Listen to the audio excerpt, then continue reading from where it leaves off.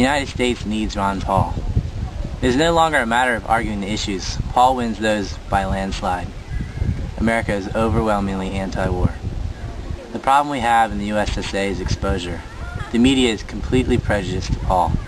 They decided who their top tier or front-runner candidates were over a year back, when it was based on namesake alone.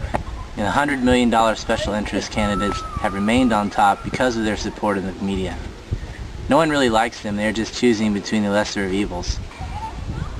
This year we actually have an American running, someone who obeys the American Constitution and will not spend hundreds of billions of dollars on imperial wars that were based on deceptions promoted by the mass media. We finally have someone ready to stand up to Israel's demands and will stop financing that fascist apartheid state. Ron Paul really only has two major obstacles: exposure and voter gambling. Too many people still do not know who he is, and those people's votes count just as much as yours and mine. The other obstacle he faces is voter gambling. Voter gambling is created by the self-fulfilling prophecy that the media creates when it says candidate X cannot win, so you better vote for someone else who you might even hate because they have a better chance of beating someone you hate even more. That is a very sad state of democracy when it comes to a situation like that. Well, look, this is only the primaries, not yet the presidential election. On the Republican side, there's only one real Republican running. There's only one man up there sane enough to reject preposterous and un-American positions of being pro-torture and pro-domestic spying, and is the only Republican to oppose the war and call for an immediate withdrawal. That is very clear. It's Ron Paul. On the side of the Democrats, there are two people who oppose the war, Dennis Kucinich and Mike Gravel. However, there is a disillusioned myth in the Democratic Party where, just like with Kerry, Democrats just assume that Hillary and Obama are against further wars, even though both of them have stated that they wouldn't take any options off the table in regards to Iran. They take money from AIPAC. They supported the invasion of Lebanon by Israel. They're war hawks. They're not anti-war. Unraveling this mess without the mainstream media will be too difficult in the time we have left. The MSM is supporting Hillary and Rudy. But we have a way to assure that at least one anti-war candidate will run in the next election, unlike the last two presidential elections between two warmongers. Gore picking Joe Lieberman for vice president was even scarier than having Cheney, and that's almost impossible to do.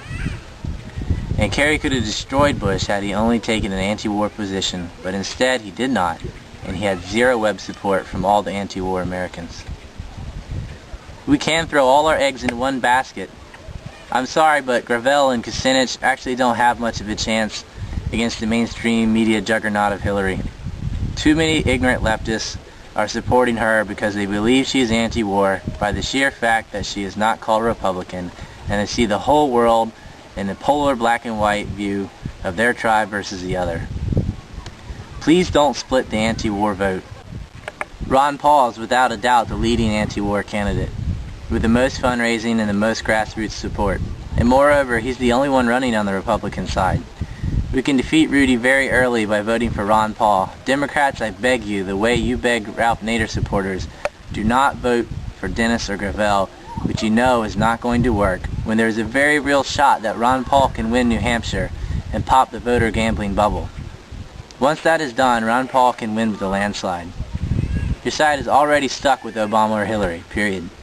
Do not vote for Obama because you think he's a little less bad than Hillary. That is exactly what the media wants you to do. Vote Ron Paul, especially if you live in New Hampshire and if you are an independent or a Republican. But for those of you lucky enough to live in open primaries where you can vote for the person and not just the party, then please crossover vote and vote for Ron Paul. Everyone listening to this, we need you right now to tell your family about Ron Paul if you haven't already. We need to not just talk to each other in Ron Paul circles, but get out there in the streets and show support.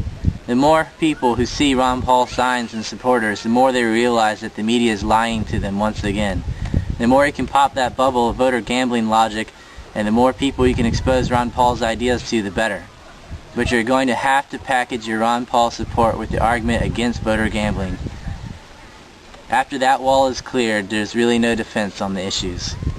This country is highly anti-war, and Ron Paul will not only pull out of Iraq and Afghanistan, he will kill the Fed and limit the military-industrial complex's ability to drag America into wars and finance these wars to begin with.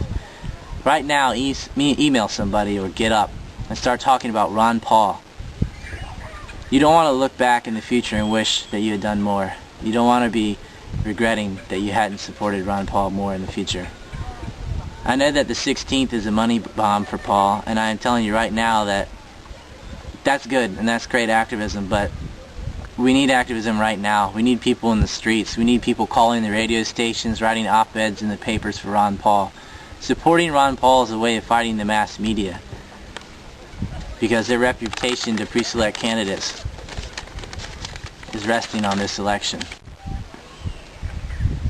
There's absolutely no reason for the United States to still have military bases in Japan and Germany, or Guam, or any of the 170 other countries we have military bases in.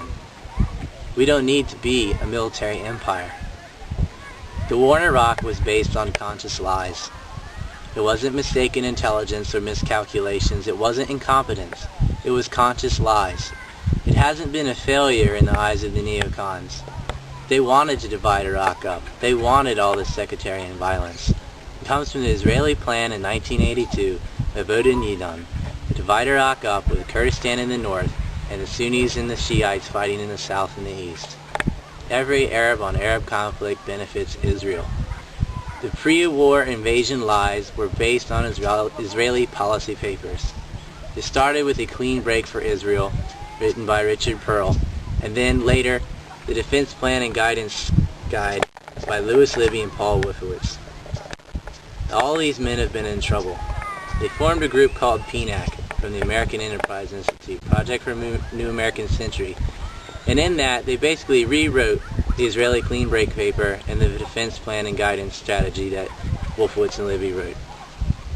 Every single lie out of Robert Kagan and William Kristol's factory became a script for the Iraq War.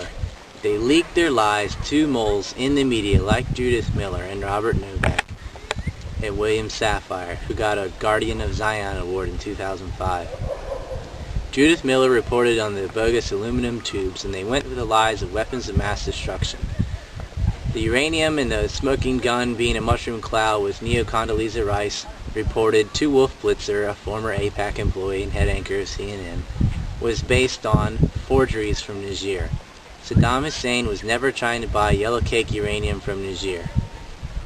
That document was faked by Michael Ledeen and Larry Franklin. Larry Franklin worked for Douglas Feith, who worked for Pearl, and Douglas Feith's office met with Israeli generals prior to the war and went over all of this same bogus intelligence, if you want to call it intelligence, about weapons of mass destruction. Douglas Feith set up Feith and Zell, the law firm with Mark Zell, an Israeli settler, that divvies out the contracts in Iraq and does the legal footwork there. Larry Franklin, his underling, who forged those documents, was caught spying for the Israeli lobby, AIPAC. He gave top-secret documents to Nor Gillen, and he gave them to AIPAC officials, Keith Wiseman and Steve Rosen, who have been on trial for 2 years, yet the trial has not yet begun. It's supposed to start January 14, 2008, after having the date bumped 8 times. The Israelis were busted and were aspiring also prior to 9/11. Ron Paul will end these wars in the Middle East. He's going to bring us all home. We've spent hundreds of billions of dollars on these wars. We've killed over 1 million Iraqis when you include the sanctions of the Oil for Food program, which killed over 500,000 people, and then another 650,000 estimated conservatively from these wars. We've dumped depleted uranium all over the Middle East. It's never going to stop. It's never going to stop if you elect another military-industrial pro-AIPAC candidate like Hillary, Obama, or Rudy Giuliani, or Mormon, Mitt Romney. It will never end. I am begging you to please vote for Ron Paul in the primaries. He's not a perfect candidate, but he is the best one we've had. It's the first American I've been able to really get excited about and say, wow, I actually have someone to vote for this year. I actually have an anti-war candidate. I actually have someone who doesn't believe in the fiat money system.